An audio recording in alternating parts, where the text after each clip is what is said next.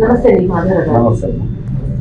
Happy marriage బ్యూరోకి వచ్చే అమ్మాయిలు మరి అబ్బాయిల తల్లిదండ్రుల ఆలోచన విధానాలు ఏ విధంగా ఉంటాయి? హ్యాపీ మ్యారేజ్ బ్యూరో అని కాదమ్మా, ఏ మ్యారేజ్ బ్యూరో కైనా సరే పిల్లల తల్లిదండ్రులు మా దగ్గరికి ఎప్పుడు వస్తున్నారంటే, ఫస్ట్ ఆఫ్ ఆల్ వాళ్ళ రిలేటివ్స్లోనూ వాళ్ళ ఊరుల్లోనూ వాళ్ళకి తెలిసిన వాళ్ళ ద్వారానో వాళ్ళ ఫ్రెండ్స్ ద్వారానో సెట్ చేసినాక థర్డ్ ఆప్షన్గా మ్యాట్రిమోనీ కూడా అయిపోయినాక లాస్ట్ ఆప్షన్ మ్యారేజ్ బ్యూరోకి వస్తున్నారమ్మా.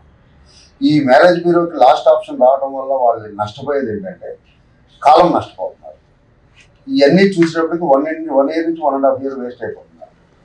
ఈ కాలం నష్టపోవటం వల్ల వాళ్ళు పడే ఇబ్బందులు ఏంటంటే మా దగ్గరకు వచ్చి ప్రెషర్ చేస్తున్నారు. ఫస్ట్ పాయింట్, తొందరగా చూడండి, తొందరగా చూడండి, తొందరగా చూడండి. వాళ్ళ ఆలోచన తప్పలేదు, కానీ అదే స్టార్టింగే ఎప్పుడైతే మీ రిలేటివ్స్లోనో, ఎప్పుడైతే మీ చుట్టాల్లోనో, ఎప్పుడైతే మీ తెలిసిన వాళ్ళ ద్వారా, ఎప్పుడైతే మీ ఊర్లోనో, ఎప్పుడైతే మీ దగ్గరలోనో మీరు సెట్ చేస్తున్నారో ఫ్రెండ్స్ దగ్గర, అదే టైంలో ప్యారలల్గా మా దగ్గర కూడా వచ్చుంటే మాకు కూడా బటన్ ప్రెషర్ తగ్గుద్ది, మేము చాలా ఈజీగా చేయగలుగుతాం.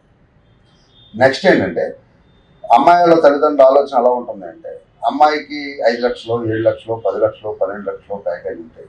వాళ్ళందరూ ఆడపిల్లలు చదువుకునే ఉంటున్నారమ్మా. డిగ్రీ కానీ, MBA కానీ, బీటెక్ కానీ, ఈ మూడిట్లో ఏదో ఒకటి చదువుకుని ఉంటున్నారు 195 మంది. ఈ చదువుకున్న అమ్మాయిలు 1 year 2 years జాబ్ చేస్తున్నారు. జాబ్ చేసినాక వీళ్ళ ఆలోచనలు, వీళ్ళ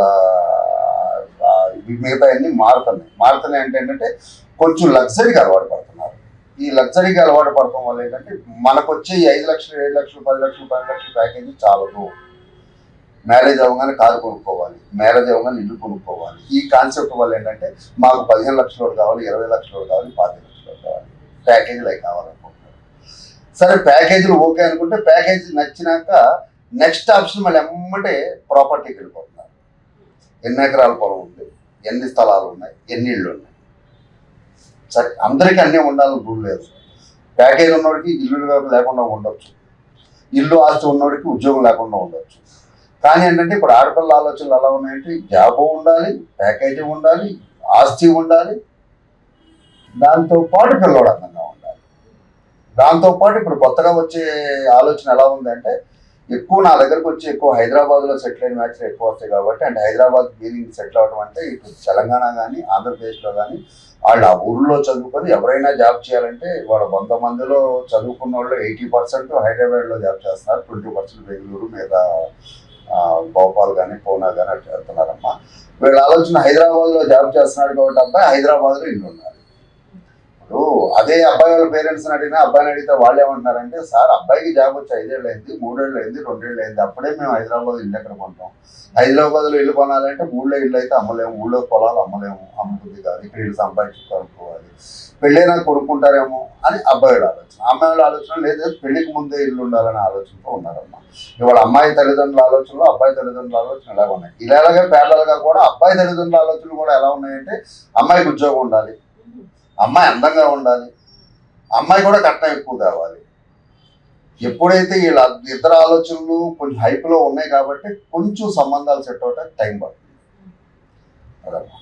సో అమ్మాయిలు అబ్బాయిలు ముఖ్యంగా ఏ విధంగా డిమాండ్లో ఉన్నారు? డిమాండ్ అంటే ఇప్పుడు ఇందాక చెప్పినట్టేనమ్మా, అయ్యే డిమాండ్లు. ఆస్తి ఉండాలి, ప్రాపర్టీ ఉండాలి, జాబ్ ఉండాలి, ప్యాకేజీ ఉండాలి. ఇప్పుడు నా దగ్గర ఒక ప్రొఫైల్ ఉందమ్మా, హైదరాబాద్లో ప్రొఫైల్. అతనికి 8 కోట్ల ఆస్తి ఉంది, జాబ్ చేయడు, కన్స్ట్రక్షన్ చేస్తాడు. అతనికి పిల్లలు ఇచ్చేవాళ్ళు లేరు, అతనికి పిల్లని ఒకట్లా. అయితే ఇంకో అతను ఉన్నాడు, 30 లక్షల ప్యాకేజీలో ఉన్నాడు, అతనికి సొంత ఇల్లు లేదు, హైదరాబాద్లో ప్రాపర్టీ పెద్దగా లేదు, ఊర్లో చిన్న ఇల్లు ఉంది, అతను కూడా చేసుకుంటున్నాడు.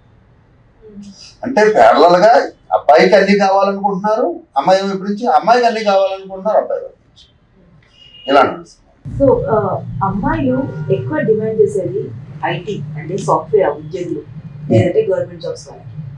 ఎవరికి ఎక్కువ ప్రాముఖ్యత ఇస్తారు? ఇవాళ గవర్నమెంట్ జాబ్లు ఎవరు లెక్క చేయట్లేదు. ఎందుకంటే గవర్నమెంట్ జాబుల్లో స్టార్టింగ్ వచ్చినప్పటికి 60,000 70,000 శాలరీలు అమ్మా. ఇవాళ చాలు, ఇవాళ ఎవరికి చాలు. ఎందుకంటే హైదరాబాద్లో మినిమం రెడీ తీసుకుంటే 20,000 అయిపోయింది. ఇక్కడ 60,000 శాలరీ ఉన్న గవర్నమెంట్ జాబ్ అతను పెళ్లి చేసుకుంటే అమ్మాయి ఏం దాచుకుంటారో రేపు పిల్లలకి ఏమి దాచిపెడతారు. అందుకని గవర్నమెంట్ జాబులు చాలా తక్కువ అమ్మా. వాళ్ళు ఎవరైనా సరే, అమ్మాయి అయినా కూడా అబ్బాయి అయినా కూడా సాఫ్ట్వేర్ కావాలని కోరుకుంటున్నారు. మెయిన్ సాఫ్ట్వేర్లో కూడా ప్యాకేజీలు ఎక్కువ ఉండాలి. మళ్ళీ బెంగళూరు పెద్దగా ఇష్టపడతలేదు. ఎందుకు ఇష్టపడదంటే అక్కడ లివింగ్ ఎక్స్పెన్డిచర్ ఎక్కువగా ఉంటుంది, ఖర్చులు ఎక్కువ ఉంటాయి కాబట్టి. హైదరాబాద్ అయితే కొంచెం మీడియంగా ఉంటుంది కాబట్టి కొంచెం ఎక్కువ హైదరాబాద్ ఇష్టపడుతున్నారు. అది దానికి తోడు ఇంకో కోరిక ఏముందంటేనమ్మా, అబ్బాయిలు కానీ అమ్మాయిలు కానీ పెళ్ళి అవ్వగానే కారు కొనుక్కోవాలి, అమ్మాయిలు సరిపోవాలి కానీ పెళ్ళి అవ్వక ముందు ఇల్లు కొనుక్కోవాలనుకుంటున్నారు, అబ్బాయిలు సరిపోవాలని పెళ్ళైనాక ఇల్లు కొనుక్కోవాలనుకుంటున్నారు. ఇది కాన్సెప్ట్ అమ్మా.